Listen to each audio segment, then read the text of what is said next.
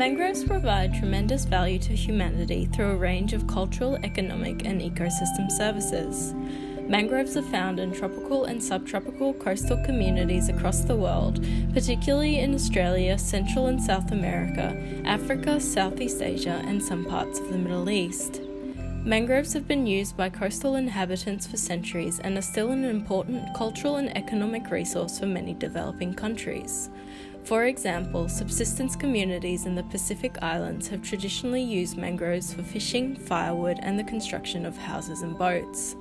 Mangroves have also been used in Kenya for crab and oyster fishing, medicines, fodder for livestock, and charcoal production, and were a significant part of regional trade until mangrove pole exports were banned in 1982. Some mangrove populations have iconic cultural, tourism, and recreational values, such as the Everglades in the United States and Moreton Bay in Australia. There's definitely been an increase in the perceptions of the value of mangroves. There's a lot of ecotourism for mangroves as well, like a lot of bird watching, like small communities that use their mangrove from tourism, and I think also Mexico receives a lot of revenue from tourism. So I think that's really helped. So I definitely see a change of since when I was young to now, that people are really appreciating a lot more and they want to conserve them. Having said that, it's a different level with the corruption, like more like big chains of hotels or state governors, so that kind of level, that's where people they might like the mangroves, but they there's so much money involved in constructing a hotel in the Caribbean that they might not care so much. But definitely and there's lots of sections and lots of people that are really interested in looking after these forests. Perhaps most importantly, mangroves perform critical ecosystem services, including habitat for juvenile fish and migratory birds, shoreline stabilization and coastal protection, as well as water filtration and pollution regulation. With the increasing impacts of climate change, mangroves are exceptionally important as buffers for coastal communities threatened by sea level rise and saltwater intrusion in agricultural areas. Mangroves have the capacity to store carbon in their roots and soil that can be 2 to 3 times higher than in terrestrial forests. As such, mangroves play a critical role in the sequestration of global carbon that, if released through clearing or degradation, may exacerbate climate change.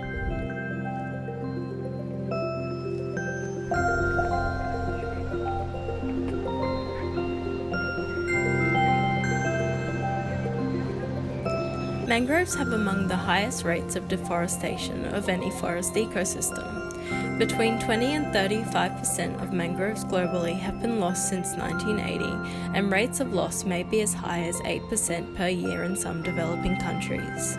The greatest losses have been in Southeast Asia in the Indo-Malay-Philippine archipelago, which accounts for 22.6% of global mangrove area. The rapid decline of mangroves in both developing and developed countries is predominantly because of the conversion of mangrove forests to aquaculture such as shrimp farms, as well as changes in hydrology and land use for agriculture. Tourism, urbanization, and overexploitation are also significant pressures on the decline of mangrove populations. Emissions from the deforestation and degradation of mangroves are significant due to their carbon storage capacity. For example, carbon stocks from mangroves in the Cian Can Biosphere Reserve in Mexico are equivalent to 185.7 million megagrams of CO2 equivalent, almost half of Mexico's carbon emissions in 2009. While this area is currently protected, other areas of Mexico and Central America have suffered large-scale mangrove deforestation for conversion to shrimp farms, resulting in the instantaneous release of carbon emissions. Mangroves are facing compounding pressures from the impacts of climate change, such as heat stress, sea level rise, and extreme weather events, which combined with urbanization and land use change is decreasing their resilience to adapt to a warming climate. Multiple of these stresses have already resulted in the massive mangrove dieback in Australia's Gulf of Carpentaria. in Australia, most of the mangrove loss we see is due to like climatic events, like, you know, when you had that big dieback, the Gulf of Carpentaria, because of, you know, very low sea levels and, you know, very high temperatures. And there's just very localized like losses of mangrove, let's say, because they want to build a port or like an airport or things like this. I think in Mexico, the biggest kind of loss was, while a lot of the developing countries was in the 70s, 80s, when it was kind of the explosion. So it kind of lags a bit behind in developing nations, and it's slowed down at the moment. So after the, you know, the agricultural and the development, then we had the kind of the boom of the tourism industry, maybe 80s and 90s in Mexico. So that kind of drove, you know, like for example, in Cancun or areas in the Caribbean, that's the main reason why mangroves get deforested. And then we also have the new upcoming kind of drivers, which are like erosion due to sea level rise or, you know, extreme climatic events. So I think they vary, but overall in the world we're seeing these natural kind of drivers increasing, and, you know, those agricultural or more like kind of like old ways of destroying mangroves, they're a bit slowing down. Sea level rise is potentially the greatest emerging threat to mangrove populations, with projections that 100% of mangrove forests could be lost in the next 100 years if the current rate of loss continues. Mangroves respond to sea level rise by migrating inland to newly available habitats. However, barriers such as infrastructure, urban development, and seawalls increase the likelihood of coastal squeeze and the failure of wetlands to migrate, resulting in the local extinction of some mangrove communities. When mangrove habitat is degraded or transformed, mangroves are no longer able to provide critical ecosystem services, such as coastal protection and fish habitat. Therefore, sea level rise will also impact upon the livelihoods of coastal communities, particularly island states and low-lying areas of developing countries, who will be more susceptible to inundations, storm surges, coastal erosion, and fish stock depletion if local mangrove populations have been degraded or destroyed.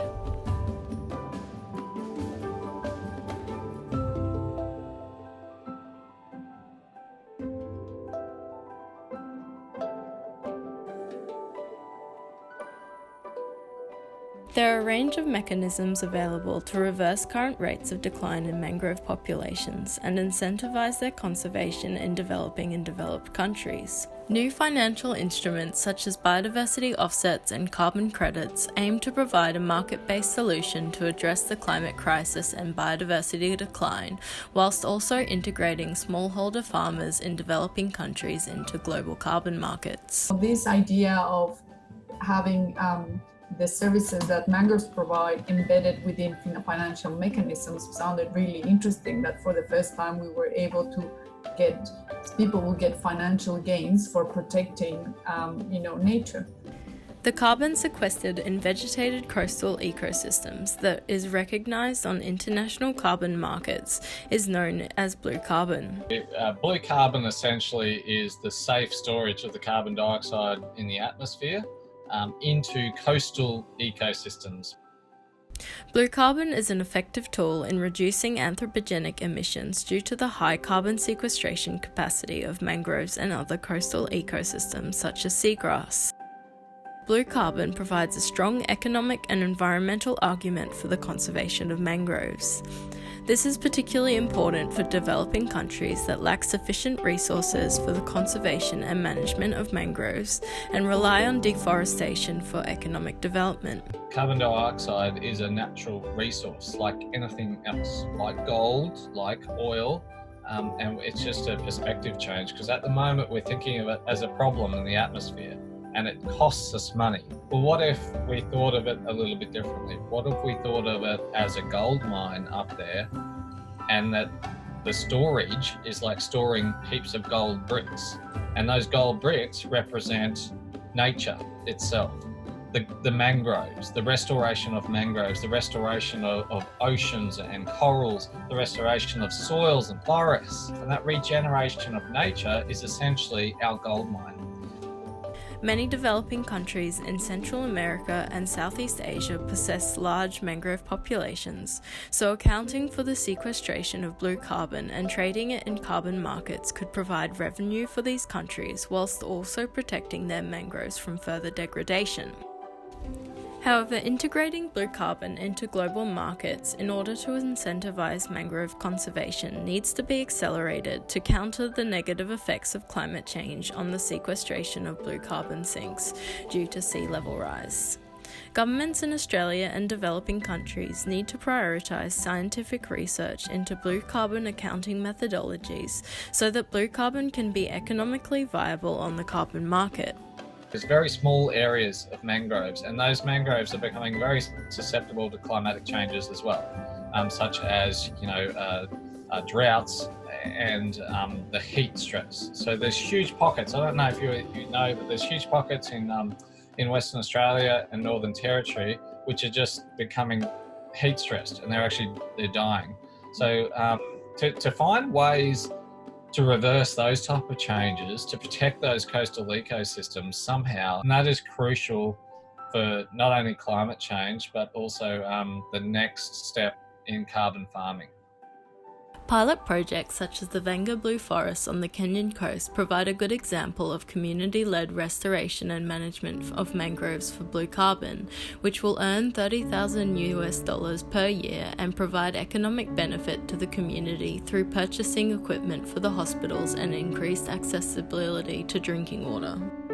The capacity of mangroves to sequester carbon is also important for helping developing countries to reach their emissions reductions targets under the Paris Agreement.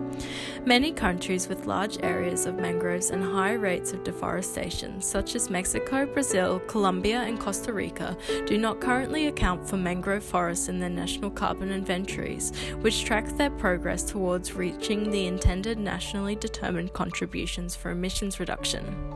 However, if mangrove carbon stocks were accounted for, it could result in avoided deforestation of mangroves in order to help reach these committed targets.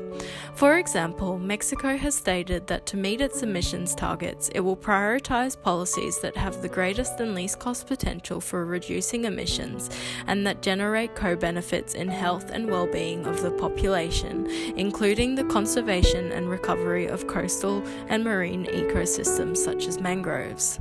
When you put your intended contributions, you're basically saying, okay, this is what the actions that we're going to do. So we're going to invest that much money in, stopping deforestation in the rainforest.